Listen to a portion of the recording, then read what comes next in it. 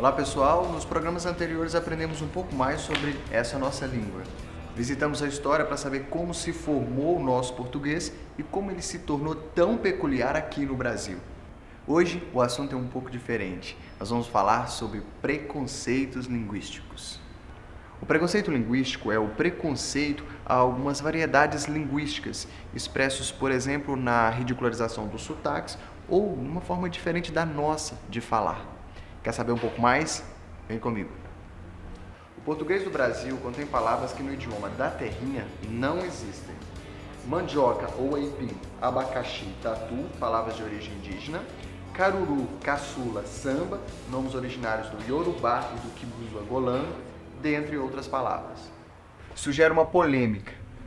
Quem de fato estaria falando português de forma mais correta?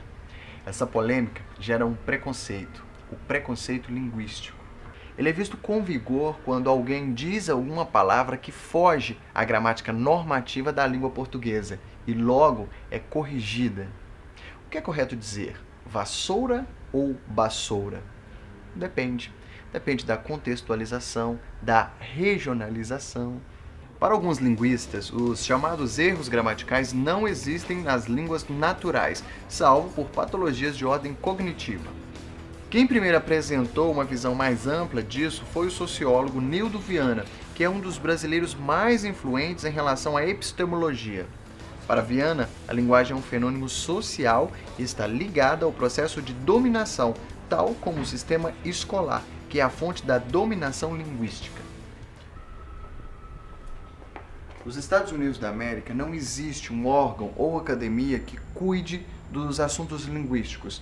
Ao contrário, existem pessoas que, assim como no Brasil ou na Inglaterra, ficam com essa incumbência. São os chamados de language movens. O fato é que o preconceito linguístico existe.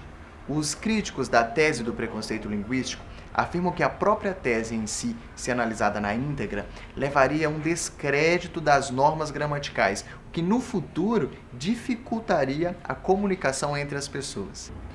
O uso da linguagem é marcado por intolerâncias e preconceitos.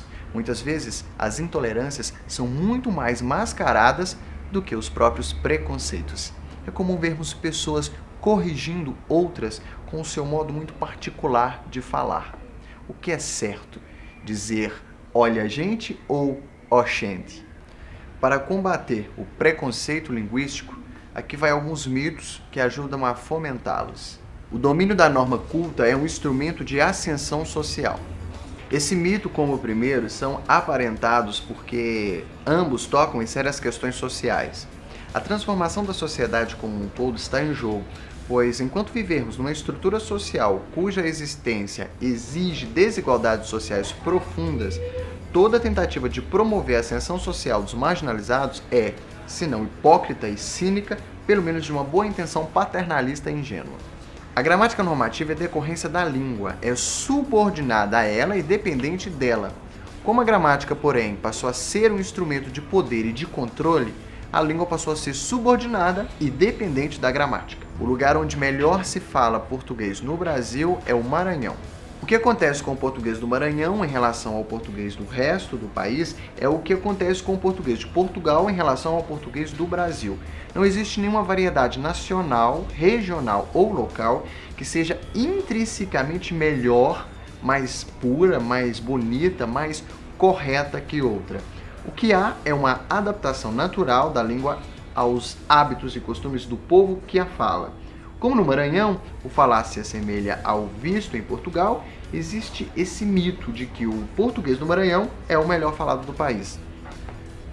Então é isso, pessoal. No programa de hoje aprendemos um pouco mais sobre essa nossa língua tão bela. Espero que vocês tenham gostado. Até nosso próximo encontro. Tchau!